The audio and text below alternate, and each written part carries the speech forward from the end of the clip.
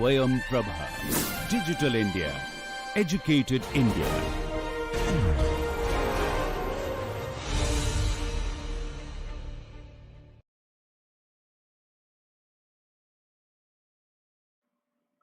Let us now derive a mathematical condition with the help of which we can evaluate whether the object is going to float in a stable configuration or not. So as we have already seen, the point of buoyancy shifts to a new point. Let us call this point B prime. Now for small disturbances, it's going to shift orthogonal to the axis of symmetry. This particular thing is the axis of symmetry. This green line is the original water line and this blue is the water line. So the green thing is actually sort of showing us what the original configuration was.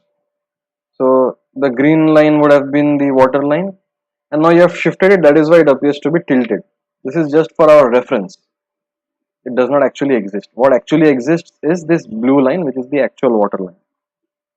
Now let us say that into the plane the length is L, okay, and let us call this particular axis as X and this as Y. Now it has been tilted about the Y axis by an angle theta, meaning that this particular angle is theta. So if this angle is theta, this angle will also be theta. So let me just draw this. This will be theta. And correspondingly, this is also theta. Okay. This particular angle is also theta. Let me name the points. So let me call it A, O, B, C, D. Okay, so B has been repeated. Let me in fact call it as PQRS. So P, O, Q, R, S, T. So, and this is U, suppose, this particular point. So the new submerged volume is U, O, Q, S, T, U multiplied by the length into the paper. So now obviously the length into the paper is a function of X. It's not fixed, but it's to signify that yes, there is some kind of width into the plane. This can be actually a function of X. It can change because, like we discussed, it need not be a barge, it can be of a certain shape. So let us call it L for the time being. Let us not worry too much about L. Okay. So now let us try to find out what this particular shift is. So let us call this shift as X prime. So X prime happens, so the mathematical equation of X prime would be X prime multiplied by the submerged volume, that is the V of U, O, Q, S, T, U, and this is actually the integration of X times dV over the submerged volume, and integration of X, so about point O, the integration of X times dV is sort of this particular X multiplied by this particular area, right, into the length. Okay, and this, so this volume is essentially is integral X dA times L. This is going to be X dA times L. Now this dA in this part of the diagram will be something like this. it will not extend above the waterline because it's part of the submerged volume. So let me quickly erase the areas for clarity. So now this is over entire V. So in fact, let us. So this is going to be integral x times L times dA, and that area of integration would be over UOQSTU.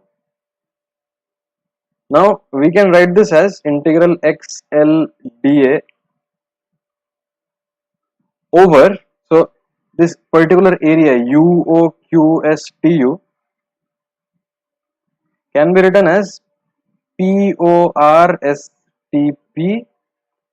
plus ROQ minus POU.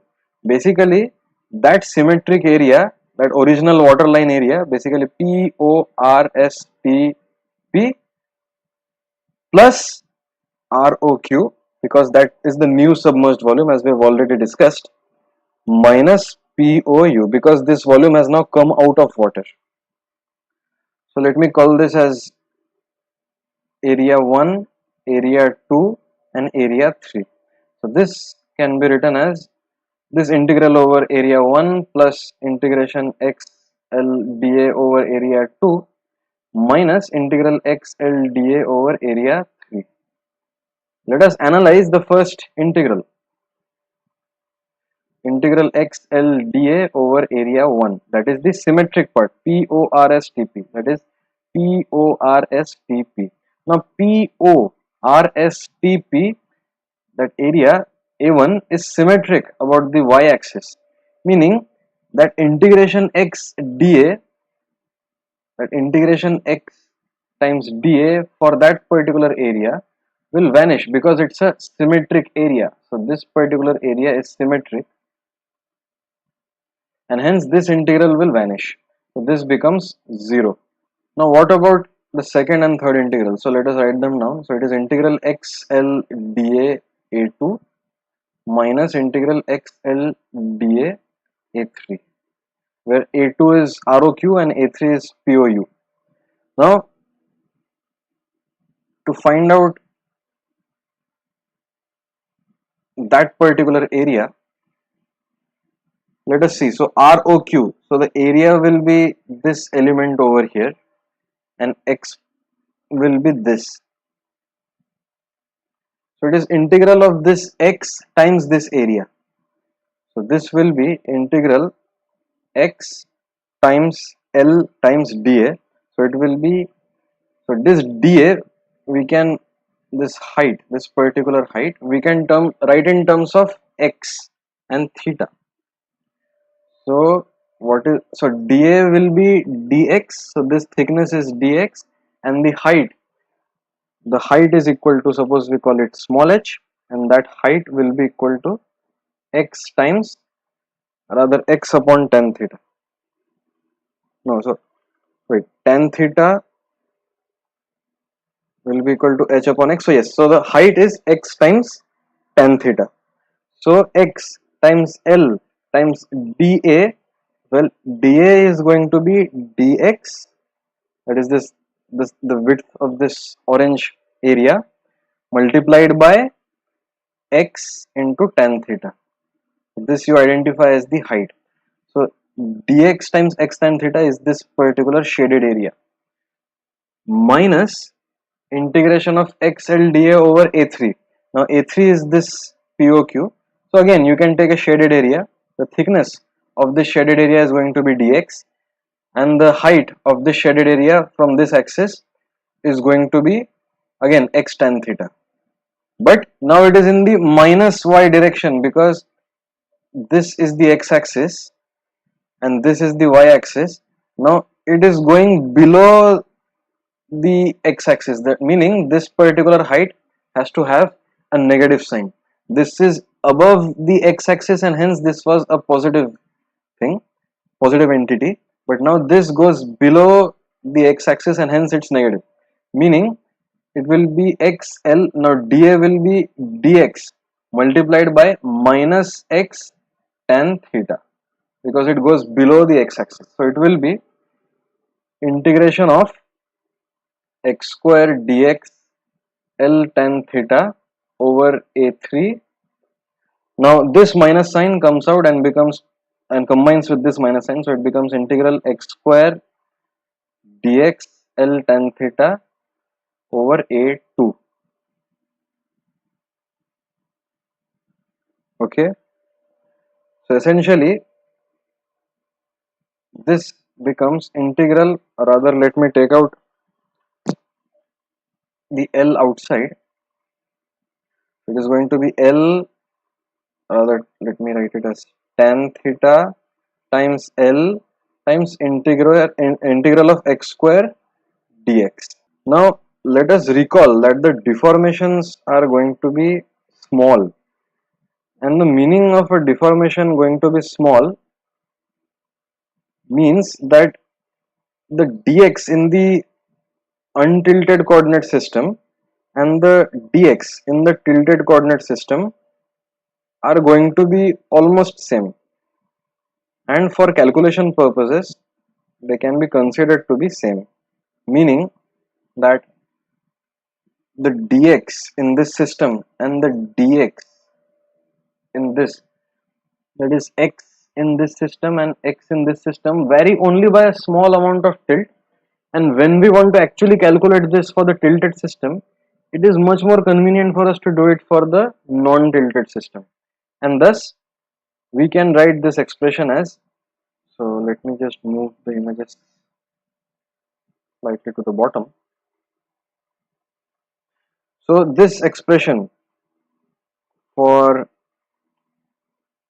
the so the left hand side was equal to x bar, that is the shifted location of B prime, the center of buoyancy, x prime times the volume submerged, let's call it V sub. This is going to be tan theta multiplied by L times integral x square dx. Now x square dx is the second moment of area about this particular origin.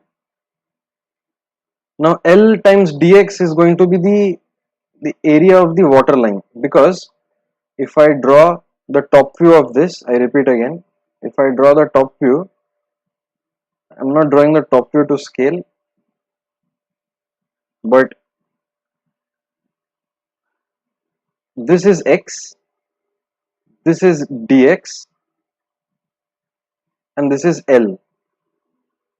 So L times dx is like the area of the water line, L times dx. So if I call this A, this is B, so this will be A, B, B prime, A prime. That is, from the top view, A, B, A prime, B prime is the water line, that is the perimeter of water that it makes with the floating object. Now L times dx is like dA of the water line, and thus this particular expression reduces to tan theta times x square dA of the water line. Thus x bar times V submerged is equal to tan theta times, so let's call integral x square dA as I naught, because this particular expression, mathematical expression, is tantamount to finding out the second moment, okay, over this entire area which is the water line. Okay, so it is this particular area that sort of is formed by joining the perimeter points of the water in contact with the floating object. So this is the second moment of the water line. So it is going to be x bar into V submerged is equal to tan theta times I naught. And for small disturbances, tan theta, rather actually we don't need to really invoke the small disturbance condition over here, because let us look what tan theta also is. This angle is theta, now this angle is theta. So from, let me call this M, because the vertical line joining B prime with the axis of symmetry is the metacenter. So this is M. So tan theta is also equal to BB prime, that is the shift in the center of buoyancy, divided by BM. So we can go over here and say tan theta is equal to BB prime upon BM, and from this particular expression tan theta is also equal to x bar V submerged upon I naught. So from this we have, so BB prime is like the shift in the center of buoyancy. So BB prime is what we had defined as x bar. So this becomes x bar upon Bm is equal to x bar V submerged by I naught, and this yields Bm is equal to I naught upon V submerged. Now logically we can write down Bm, that is this particular line segment, as a logical break as Bg plus Gm, under the assumption that G lies between B and M. There is nothing sacrosanct about this, but it will help us in assessment. Meaning that if I split Bm as Bg plus Gm, meaning I am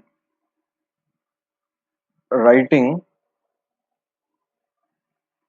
Bm, this line segment, as Bg plus Gm, I am assuming that G lies inside B and M. So if Gm comes out to be positive, means that G is actually inside Bm, and hence it will be a situation of a stable configuration. On the contrary, if we do this kind of breakup and we eventually arrive at a conclusion that Gm is negative, it means G lies above M, and hence that condition will become unstable. So it will ultimately boil down to us trying to find out just a small fact whether Gm is positive or Gm is negative.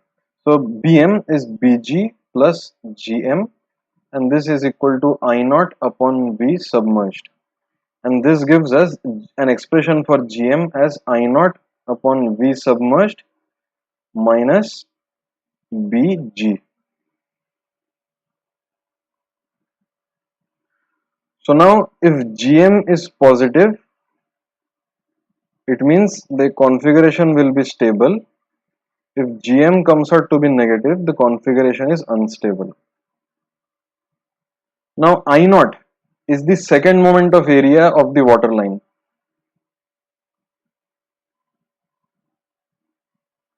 And it is by definition integral x square dA. Hence I naught is always positive. V submerged is the submerged volume. It is also always positive.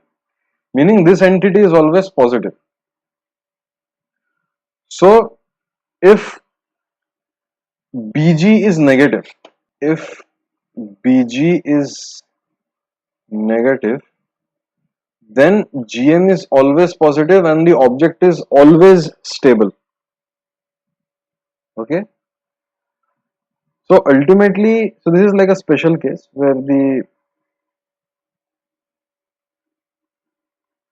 point G does not lie above point B, but rather it lies below. Meaning if we have an object, the point of buoyancy lies above this. So this particular configuration will always be stable. We can try to do some tilting of this kind of a shape and you will see it's always stable. But in general, Bg is going to be positive, meaning G is going to lie above B. That is, G is going to lie above B. So then Gm needs to be evaluated. Now, depending on whether I naught upon V sub is larger than Bg, Gm will be positive or negative. Okay, so now it all depends on the shape of the hull and how much volume it actually submerges. Okay, so if we have a ship like this, and if the water line is over here, this is the water line. So let me attempt to draw the entire ship. So it's not a very large ship.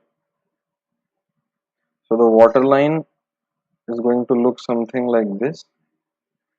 So this is the area of the water line. Everything below it is the submerged volume. And we're gonna analyze the tilting about this particular axis. So let me draw it in red. And across this axis. So we need to find out the second moment of area about this axis. So integral, so this will be x. Okay.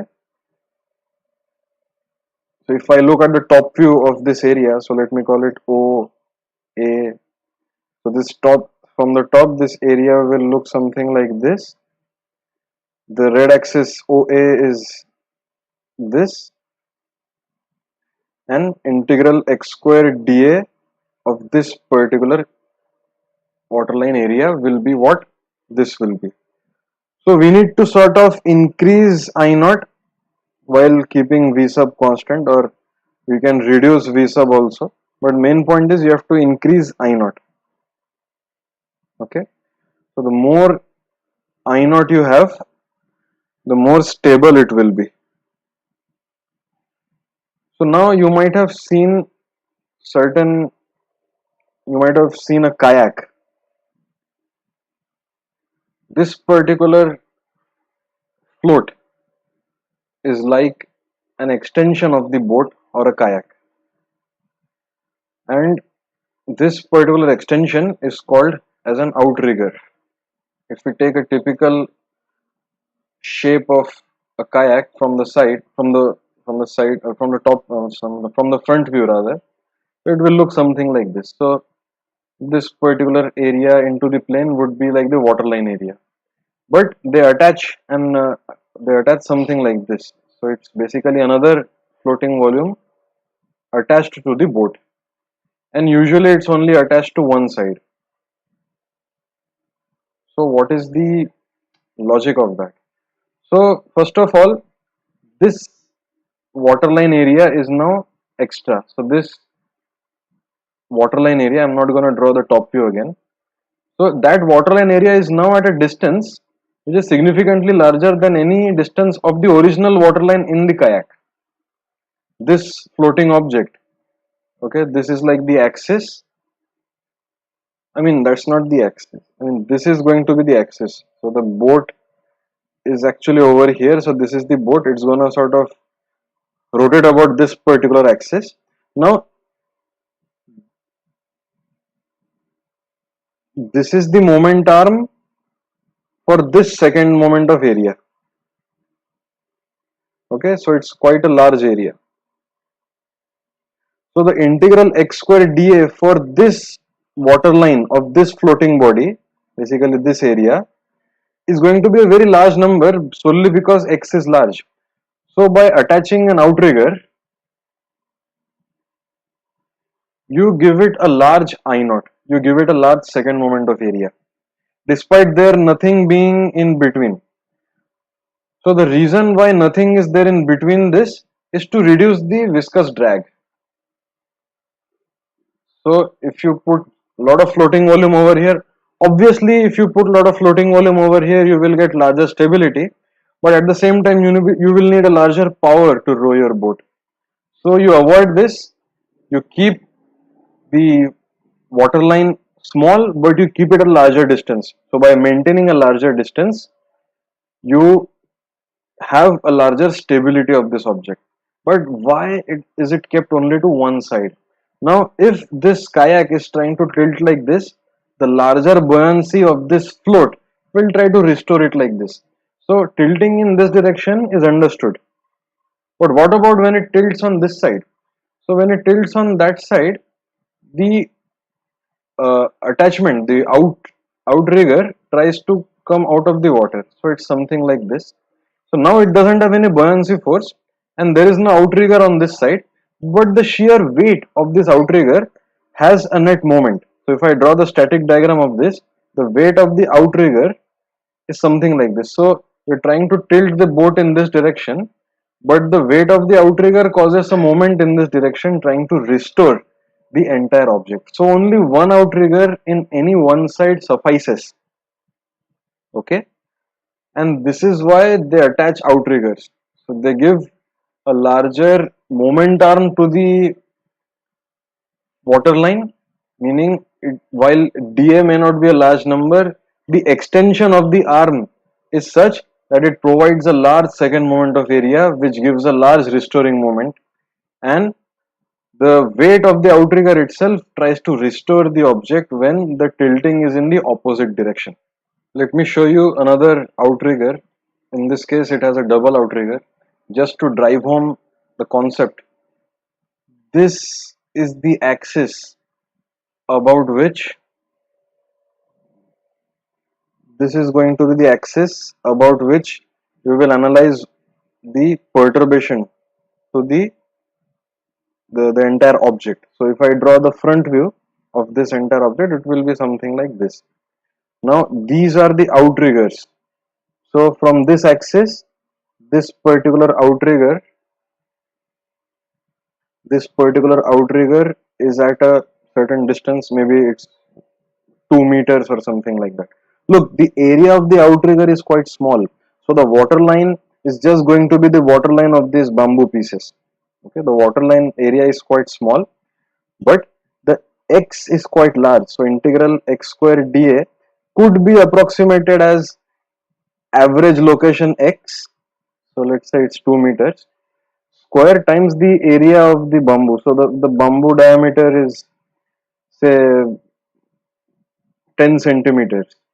So x square, rather this will be, I'll write down just an approximate value. This will be 2 square multiplied by pi into 0.1 square upon 4.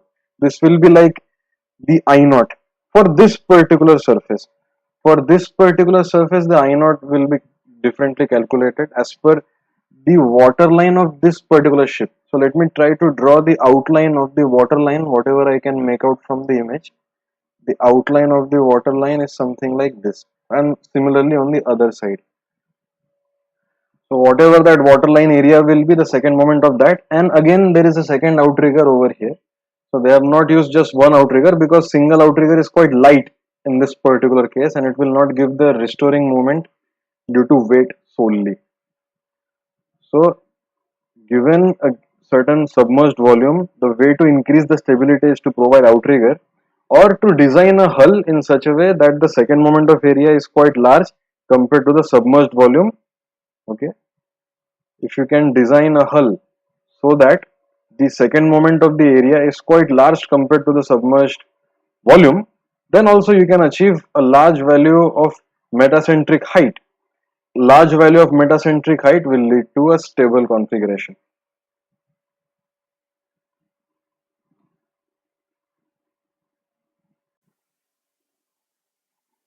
Let us consider an example of finding out the stability of a body. Let us consider that there is a barge. So a barge is like a ship which carries containers. It's mostly of a rectangular shape and there is stuff inside. So it is given that the barge has a uniform cross section and it has a width. So if we draw it from this particular view, it is given that the width is equal to 2L and the vertical height is H. So below the surface of the water, it is given that the height is equal to H.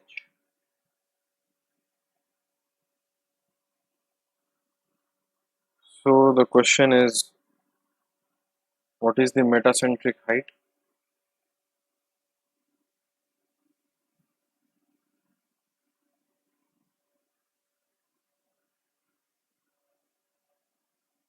And the other question is, what is the range of the aspect ratio L by H for which the barge is stable.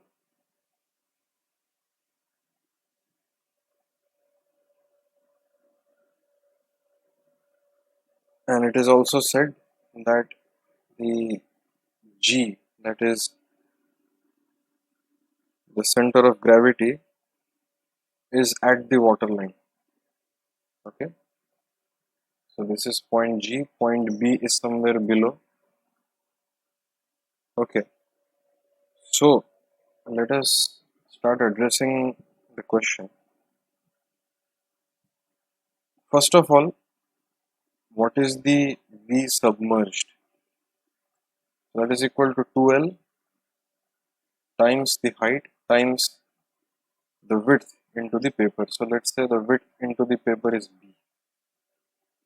Obviously this is 2L, and if this is the level of the water,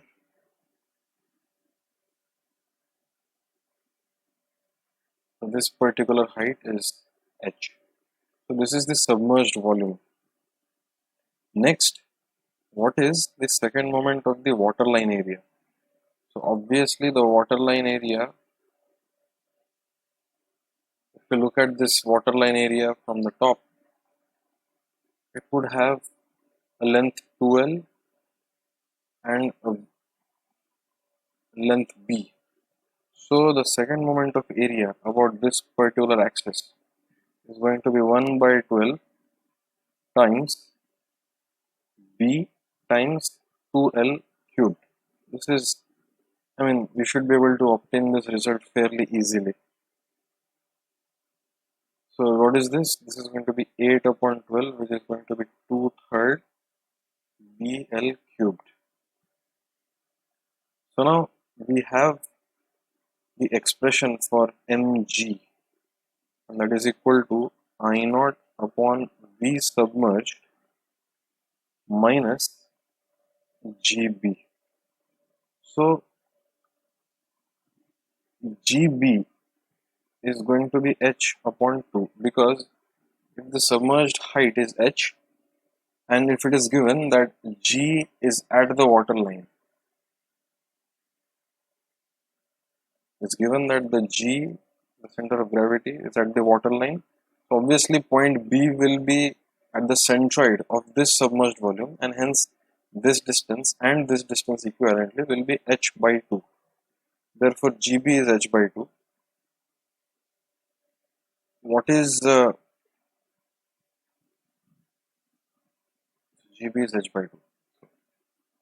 What is I naught upon V sub?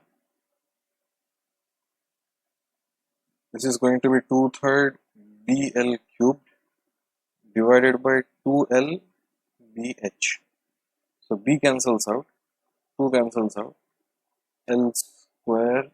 So this becomes 2/3 L square upon, so 2 has cancelled out. So it should be 1 upon, it is 1/3 L square upon H. So this expression reduces to L square upon 3H minus GB. So GB is H by 2, which implies H upon 2 times 2L square upon 3H square minus 1. So this particular expression is this. So this implies that point G is this particular distance. So whatever this, let's say result 1 is, above point G. This is point M. So point M is this much distance above point G, and point G is at the waterline, and hence M is this distance above the waterline. And the condition for stability is that Gm greater than 0, essentially meaning 2L square upon 3H square minus 1 should be greater than 0, meaning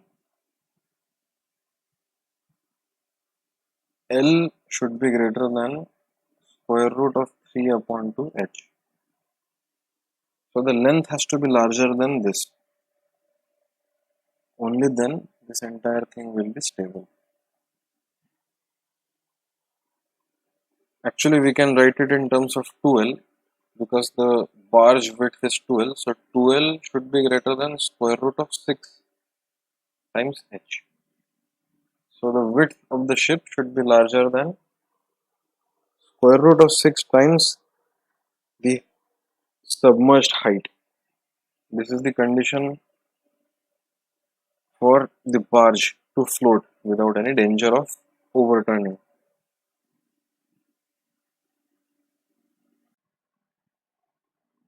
Let us consider another problem in which we have a cylinder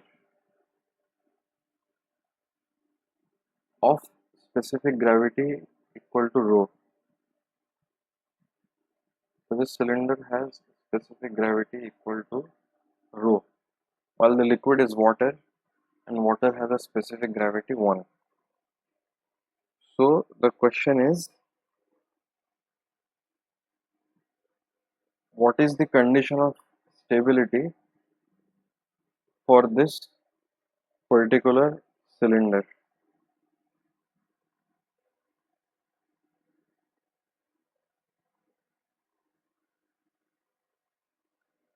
So first of all, let us find out what the level of the water is. So determination of the water line. Now let's say the water line is somewhere over here.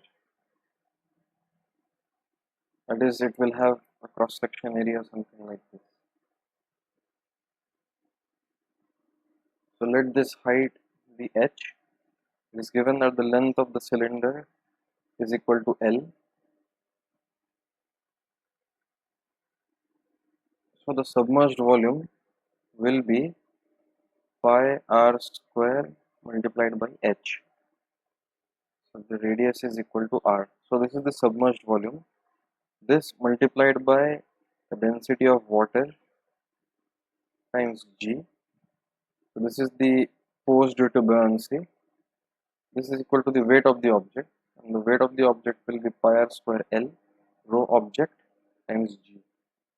So now rho w can go over here, and this is equal to the specific gravity is given as rho. So this is rho pi r square L. Now pi r square cancels from both sides. This implies that h equal to rho times L. So if rho is less than 1, meaning the object is lighter than water, say like wood or plastic, in that case h will be a fraction of L, meaning h is less than L, and hence there is some part which is floating, and this is quite intuitive.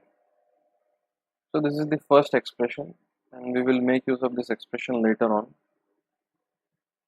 So now we know that mg is I naught upon v sub minus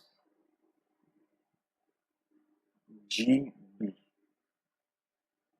That is, this is under the assumption that the metacenter is above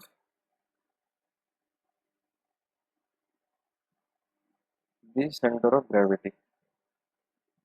So now if we are able to find the condition where mg is positive, we should be able to find out the condition of stability. So first things first, let us find out I naught for this particular area. So from the top, it is this circle. So we want to find out, I call this x, and this is the dA. I want to find out what is integral x square dA. Now if I call this radius as, this is obviously the radius r, let me define an angle like this, theta. So this integral in terms of r and theta becomes, so x is r cos theta, so it becomes r square cos square theta. Now dA,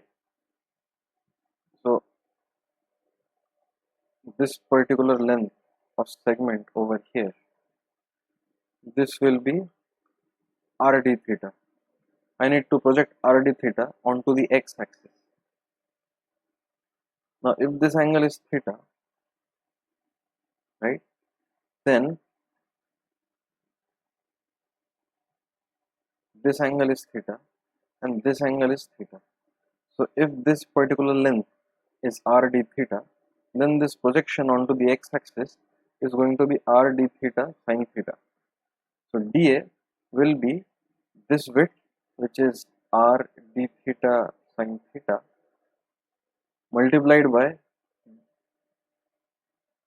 this entire distance. So half of that distance is r sine theta because it's the projection of r onto this axis. So it will be 2r sine theta.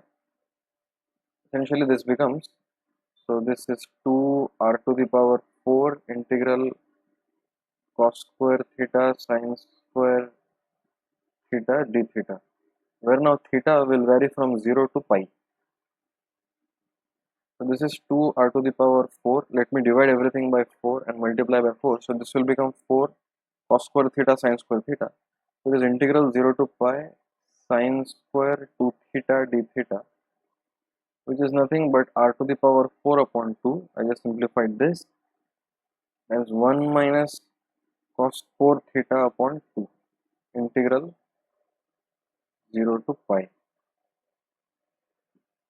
And because this function will vanish when we, so this integration will obviously yield a sine 4 theta, that will vanish, and this integration will simply give us pi. So essentially it's pi upon 2, and there is a r to the power 4 in the front, so it is r to the power 4 pi upon 4.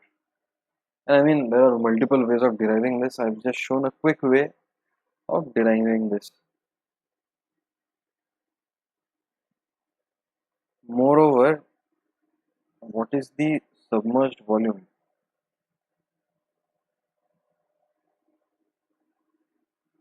Submerged volume is equal to pi r to the power 2 multiplied by h. Essentially this is pi r square rho times L.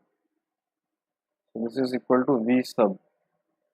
So what is I naught upon V sub?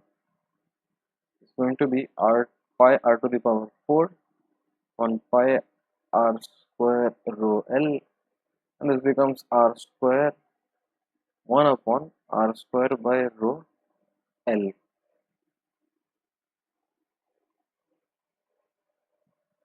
Now what is the height GB going to be?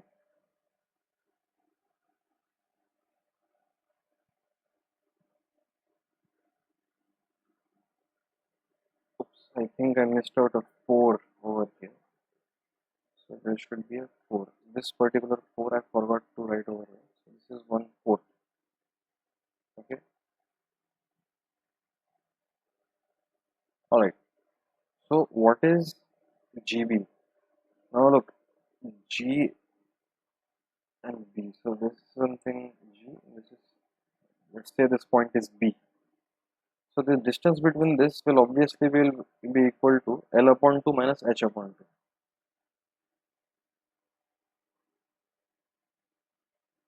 Okay. So now let us substitute everything in the expression for mg. So this is r to the power 2 divided by 4 rho L minus 1 upon 2 L minus H, and this becomes equal to r square upon 4 rho L minus, so now H is rho L, so L becomes common, this becomes 1 minus rho upon 2. So let us take L times 1 minus rho upon 2 outside. This becomes r square by 2 rho times 1 minus rho L square minus 1. So for this to be larger than 0, we have r square upon L square times 2 rho 1 minus rho minus 1 greater than 0. This implies r upon L greater than square root of 2 rho times 1 minus rho. So this gives us the aspect ratio of the cylinder. Now, in fact, let us try to write it in terms of the diameter. So let us multiply by 2. So diameter upon length should be greater than. So if I have to get the diameter, I should multiply everything by 2. So this becomes 8 rho 1 minus rho.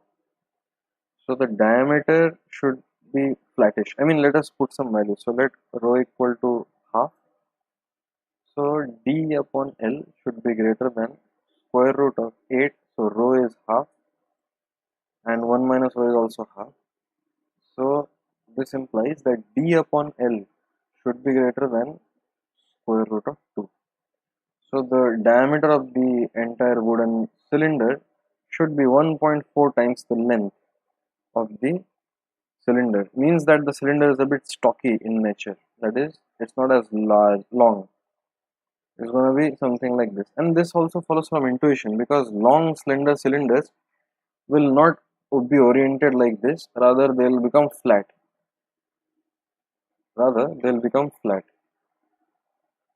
This is the condition for, this is the condition for the cylinder to float vertically up. Any other condition would lead to something else. It would become unstable.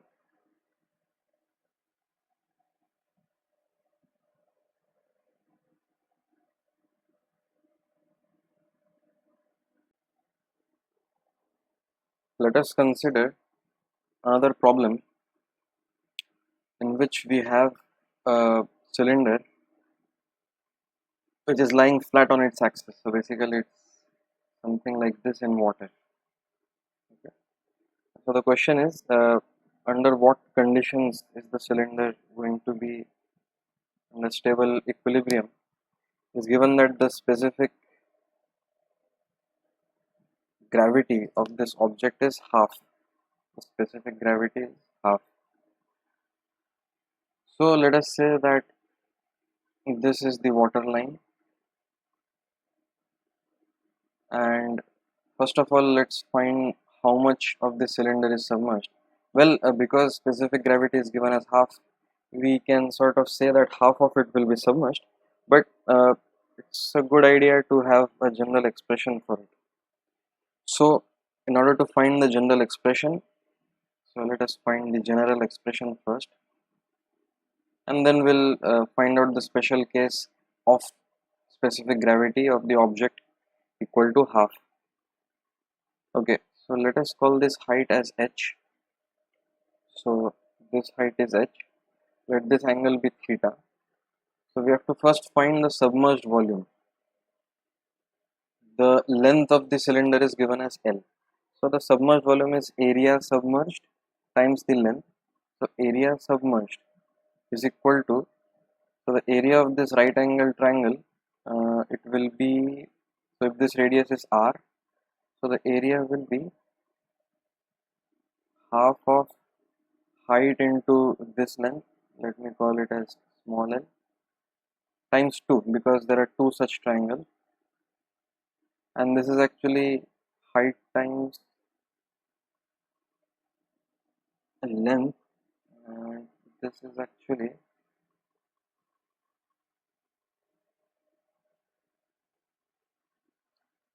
so the height in terms of of r and theta will be, height is r cos theta and length is r sin theta. So this is r square upon 2 sin 2 theta. But this is not the submerged area, rather this is the area of this particular sector. Not the sector, this particular triangle. Now we have to also add, if I call this OPQ. So this is triangle OPQ. Now the sector PQ measured in this direction, that particular area will be, so this angle as per our convention is 2 theta. So this angle is 2 theta. So this particular sector will be 2 pi minus 2 theta upon 2 pi times pi r square. So the total area, this A submerged, will be r square upon 2 sine 2 theta plus, so this is 1 minus theta upon pi times pi r square. So this is the area submerged. So the volume submerged will be equal to r square upon 2 sine 2 theta plus 1 minus theta upon pi times pi r square multiplied by length. So now the force due to buoyancy will be this multiplied by the density of water. So basically r square upon 2 sine 2 theta plus 1 minus theta upon pi r square L times rho water, and this will be equal to the total volume. So pi r square L times the density of the object. Now rho water upon density of the object becomes the specific gravity. So I can write it down as Sg. L cancels out from both sides, that's fine. And let us divide everything by r square. So r square cancels out. So, and let us divide everything by pi as well. So it becomes sine 2 theta by 2 pi plus 1 minus theta upon pi is equal to Sg. So this equation is a transcendental equation in theta.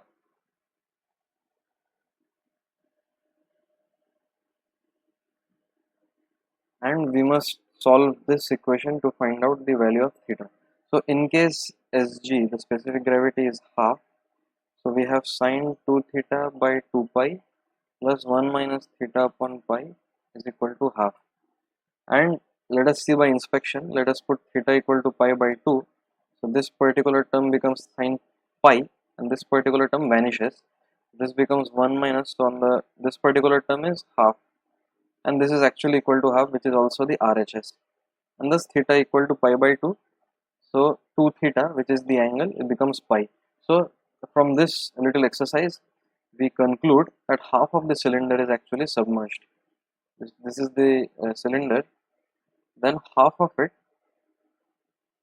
is submerged. So this is the water line. Now the condition for stability. So what is I naught upon V submerged? Now V submerged is simply pi r square upon 2 times L, that is half of the cylinder. This particular volume is submerged, and I naught is, so despite the cross section being a circle, the water line is going to be a rectangular one. So if I draw the top view of this, it will be simply this, where this is the length of the cylinder and this is 2r. It does not depend on the cross section because we are looking at it from the top, so a cylinder will look like a rectangle, and I think you have done this in engineering drawing. So I naught will be 1/12 of L times 2r cubed, and this is 8 by 12, so this is 2 by 3 LR cube. Alright, so I naught upon V sub reduces to 2/3 LR cube divided by pi r square upon 2L. So L cancels out, and this becomes 4r upon 3 pi. So now mg is I naught upon V sub minus gb. So in order to find out gb, so we know that the center of mass is going to be at the water line, but what is the position of B? So in order to find the position of B, it is quite easy. You just have to find the center of volume of half of this volume, and I leave it as an exercise to show that GB comes out to be 4r upon 3 pi.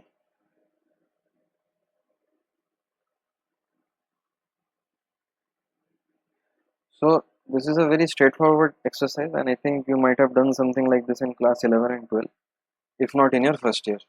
So with the help of this, we finally obtain that mg, so v I naught upon v sub 4r by 3 pi minus 4r by 3 pi, and this becomes 0. So it means that in this direction there is no sort of issue of stability. It's going to be neutrally stable, and this we know that if we roll a log along the surface of the water, nothing happens. So basically this calculation, whatever we did, was along sort of tilting in this angle. So this was the second moment of area. So this result prompts us that we should try to find out what happens when you tilt this along this axis. That is, when you try to tilt it like this instead of this. Okay, so you're tilting it along this axis. So the water line second moment will be along this direction. So x square dA will be this. So if this is x, then this is dA. So in that case, I naught will be 1/12. Now if this is that integration direction, this will be L cubed times 2R. And this divided by the submerged volume. So submerged volume remains unchanged, and that submerged volume is pi r square upon 2L. Alright, so this becomes, so this 2 goes on top, so this becomes 4. So this is 1 by 3 pi L square upon R. So about this axis, it is 1 by 3 pi L square upon R. And the height, the height of the point of buoyancy is still going to be equal to this. That is, this distance is same in this view also. Okay, it will be somewhere over here. So this distance is 4r upon 3 pi. So mg in this particular axis of tilting, okay, this will be 1 over 3 pi L square upon r minus 4r upon 3 pi. This has to be greater than 0, and this implies, so 3 pi gets cancelled, so to say, and this gives L square greater than 4r square, that is L should be larger than 2r. So unless L is larger than 2r, tilting along this will become unstable. That is, if length is less than twice the radius, then this configuration will not be stable, but it will become something like this. Okay, it will start to float something like this. And the other obvious result that we have just obtained is tilting along this axis is neutrally stable. So this is neutrally stable.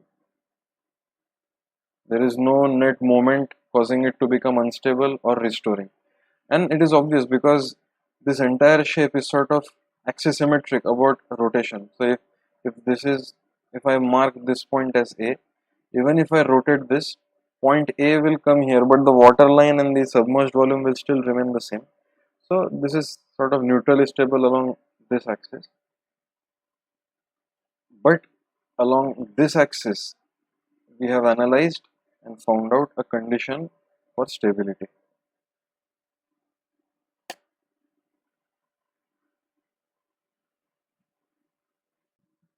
So with this, we conclude our analysis of fluid statics for floating bodies.